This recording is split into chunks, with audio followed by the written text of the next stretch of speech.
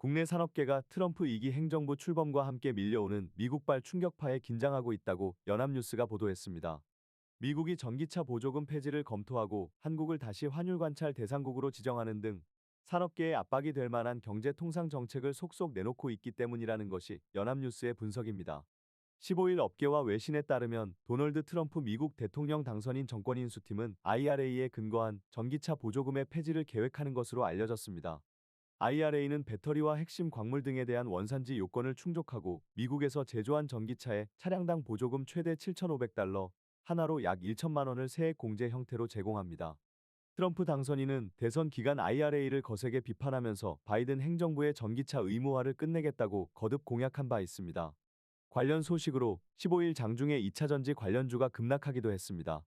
미국 재무부가 한국을 다시 환율 관찰 대상국으로 지정한 점도 수출로 먹고 사는 한국 산업계에는 부담입니다. 대미 무역 흑자와 경상 흑자가 환율 관찰 대상국 지정을 좌우하기 때문입니다. 한국은 2016년 4월 이후 7년여 만인 2023년 11월 미국의 환율 관찰 대상국에서 빠진 후 이번에 1년 만에 다시 포함됐습니다. 미국은 자국과 교역 규모가 큰 상위 20개국의 거시경제와 환율 정책을 평가하고 일정 기준에 해당하면 심층 분석국 내지 관찰 대상국으로 지정합니다. 한국은 이번에 평가 기준 중 150억 달러 이상의 대미 무역 흑자, GDP의 3% 이상에 해당하는 경상수지 흑자에 해당해 관찰 대상국으로 분류됐습니다. 다만 환율 관찰 대상국은 말 그대로 모니터링 대상으로 제재 대상은 아닙니다.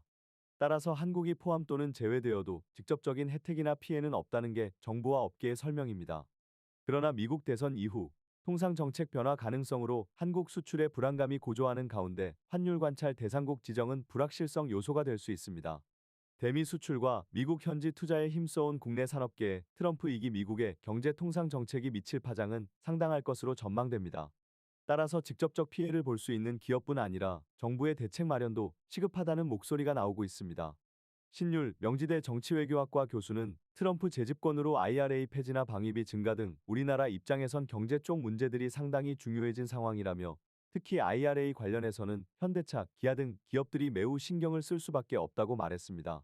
이어 효율적 방안을 찾아야 하지만 당장 그것도 쉽지 않은 상태라며 IRA의 완전 폐지까지는 가지 않겠지만 기업들은 대미 로비를 더 잘해야 하고 정부도 대책 마련에 서둘러야 할 것이라고 덧붙였습니다.